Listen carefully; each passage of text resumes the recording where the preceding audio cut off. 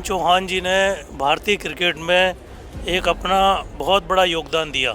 चेतन चौहान जी कहते थे कि युवा प्रतिभाओं को आगे बढ़ाओ। वो कहते थे टैलेंट होना चाहिए, सभी लोग हमारे अपने हैं, जो अच्छा खेलेगा वो सिलेक्ट हो जाएगा, जिसको इस बार मौका नहीं मिला वो और अच्छा खेले, अगली बार सिलेक्ट हो जाएगा। हमारे साथ बातचीत करने के लिए भाजपा नेता डॉक्टर इकबाल जी हैं। सर, जिस तरह से मैं आपको बात करूं, आज ये चेतन चौहान अवार्ड जो चल रहा था उसको आप कैसे देखते हैं? ये बहुत अच्छी शुरुआत है। चेतन चौहान जी ने भारतीय क्रिकेट में एक अपना बहुत बड़ा योगदान दिया और चेतन चौहान जी हमारे सांसद भी रहे और एमएलए भी रहे। उन्होंने युवाओं को आगे बढ़ाने का काम करा, स्पोर्ट्स के माध्यम से उन्होंने युवा प्रतिभाओं को आगे बढ़ाने का काम किया और आज हम सब लोग चेतन चौहान जी को यहाँ पर याद कर रहे हैं। ये एक बहुत बड़ी बात है।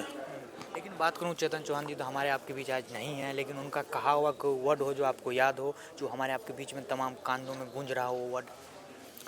चेतन चौहान जी कहते थे कि युवा प्रतिभाओं को आगे बढ़ाओ। ज़मीनी लेवल पर उन्होंने काम करा।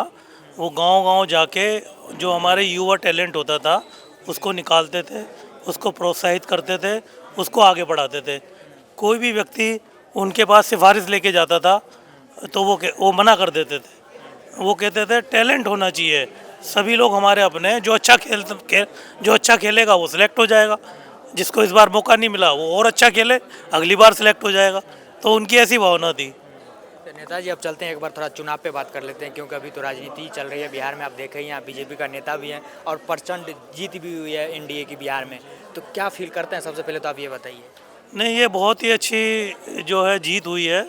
बहुत ही अच्छा जो हमारे नीतीश जी और हमारे आदरणीय प्रधानमंत्री मोदी जी ने जो उनका विज़न रहा, जो उनकी पॉलिसीज़ रही, उनको बिहार के लोगों ने एक्सेप्ट किया।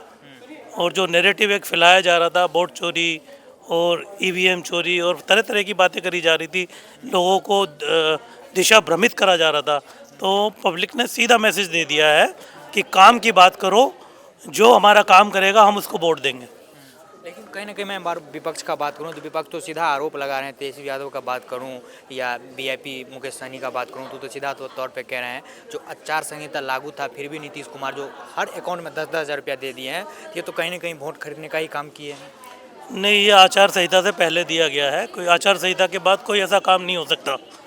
और अगर आचार संहिता में कोई ऐसा काम हुआ है तो इलेक्शन कमीशन है, एक आयोग बना हुआ है, इलेक्शन कमीशन है। आप वहाँ कंप्लेंट करो, आप अपनी बात को रखो। इलेक्शन कमीशन ने कहा आप हमें एविडेंस दो। आप लिस्ट लेके आ रहे हो, कभी हरियाणा से लेके आ रहे हो, कभी आप कर्नाटक से लेके आ रहे हो। अरे एविडेंस तो दो भाई। इलेक्शन कमीशन आपसे एविडेंस मांग रहा है, प्रूफ मांग रहा है, तो आप प्रूफ तो दो उनको, तभी तो वो एक्शन लेंगे। ऐसे किसी को बदनाम करना अच्छा नहीं होता है। और इलेक्शन कमीशन एक संवैधानिक संस्था है, उसकी एक गरिमा है, उसका एक दायित्व है। और इलेक्शन कमीशन हमेशा पारदर्शी होके वो काम करता है। जब बेंगलोर कर्नाटक में कांग्रेस की सरकार अच्छी चीज बन जाती है तो ईवीएम ठीक हो जाती है, हिमाचल में कांग्रेस की सरकार बन जाती है तो ईवीएम ठीक हो जाती है, बिहार में अगर बीजेपी जीत गई तो ईवीएम गलत हो गई। ऐसा काम नहीं होना चाहिए। लेकिन तेजस्वी यादव तो ये भी कह रहे थे, नीतीश बाबू को जो बात करें, जो 25 सीट से ज़्यादा आएगा ही नहीं, आप खुद 25 सीट पर निमट गए। पब्लिक ने उनको जवाब दिया है, पब्लिक ने उनका हिस्ट्री देखी है, उनके वो एक परिवार को आगे बढ़ाते हैं। अब परिवारवाद नहीं चलेगा, अब काम चलेगा। जो आदमी काम करेगा जनता उसको पसंद करेगी, उसको आगे बढ़ाएगी। जनता समझदार हो चुकी है, इसलिए जनता जनार्दन को बरगलाना बंद करो। जनता को काम चाहिए, आप ईमानदारी से उनका काम करो, तभी आप अपने कैंडिडेट को जिता सकते हैं। कितना बदलता बिहार दिखेगा अगले 5 साल में? नहीं, बिहार बदलेगा। बिहार में जो सबसे बड़ा मुद्दा है वो रोज़गार का है और माननीय प्रधानमंत्री नीतीश जी और सब मिलके कोई अच्छी पॉलिसी लाएंगे और अच्छा काम करना चाहिए। मैं तो ये कहता हूँ बिहार में टैलेंट की कमी नहीं है। आज सबसे ज़्यादा आईएएस आईपीएस यूपीएससी में जो सिलेक्शन होता है वो बिहार से होता है। बिहार में गरीबी है, उस गरीबी को देखना चाहिए, उनको मदद करनी चाहिए। जो युवा टैलेंट है उसको आगे बढ़ाना चाहिए और जो है पूरा तरीके से ढंग से अच्छी तरह से सरकार और चलानी चाहिए। गुजरात में कंपनियां लग रही है, क्या उस टाइप का कंपनियां बिहार में भी कहीं ना कहीं लगती हुई दिखेगी? नहीं, मैं तो अभी आपको पिछले 2-3 साल की बात बताऊं। हमारे बड़े भाई हैं शाहनवाज हुसैन साहब, वो औद्योगिक मंत्री रहे वहाँ पर, पार्टी ने उनको जिम्मेदारी दी थी, तो उन्होंने इथेनॉल के ऊपर बड़ा काम किया। इथेनॉल के लिए वहाँ पर बिहार में बहुत अच्छा काम किया और कई फैक्ट्रीज उन्होंने लोगों को कोशिश करी, कॉन्फ्रेंसेस की। तो अब और ज़्यादा कोशिश होएगी और जैसे गुजरात में फैक्ट्रियाँ लग रही हैं, इसी तरीके से बिहार में भी औद्योगिक क्रांति हम लाने की कोशिश करेंगे।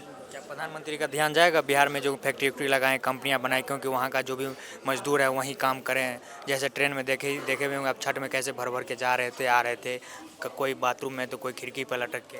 प्रधानमंत्री आदरणीय नरेंद्र मोदी जी की जानकारी में पूरा विषय है और वो अपने जो उनके सबॉर्डिनेट्स होंगे, जो उनकी टीम होगी, वो निश्चित रूप से इस विषय पर उन्होंने काम दे दिया होगा और आने वाले समय में आपको चेंज नज़र आएगा और एक बदलता हुआ बिहार, प्रगतिशील बिहार आपको नज़र आएगा।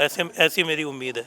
लास्ट सवाल है सर, जिस तरह से मैं बात करूं, कहीं ना कहीं अभी देखिए चुनाव का नतीजा आया है, उससे कुछ दिन पहले की बात करूं या अभी का बात कर लूँ, तो कहीं ना कहीं जो अब जो राहुल गांधी है उनको कहीं ना कहीं ये कहा जा रहा है जो बीजेपी का प्रचारक बच गए हैं वो। नहीं नहीं, राहुल जी के विषय में क्या बात करें।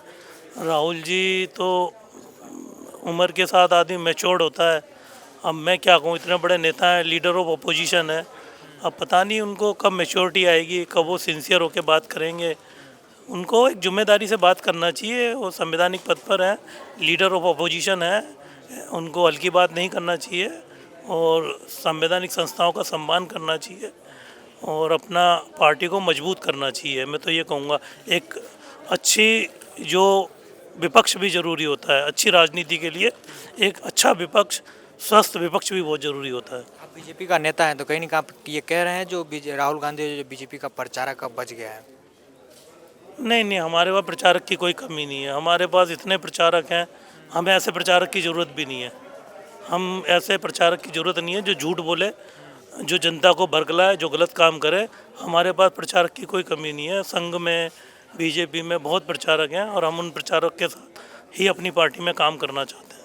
चलिए, बहुत बहुत शुक्रिया। तो ये थे हमारे साथ बीजेपी नेता। इनका सीधा तौर पे कहना है जो बिहार में जो प्रचंड जीत हुई है उसके बाद एनडीए की, और उसको लेके जो 5 साल का मैं बात करूं तो बहुत कुछ तो विकास हुआ है, और अगले 5 साल में बात करूं तो एनडीए जो है सो बिहार को और बदलता हुआ राज दिखेगा आपको। और मैं फैक्ट्री, कंपनियां तमाम जो गुजरात जैसी जो जगह पर लग रही है वो कहीं ना कहीं बिहार में भी अब लगते हुए दिखेगी और वहाँ के मजदूर अब वहीं काम करेंगे। वीडियो जर्नलिस्ट नीलव के साथ दीपक झा।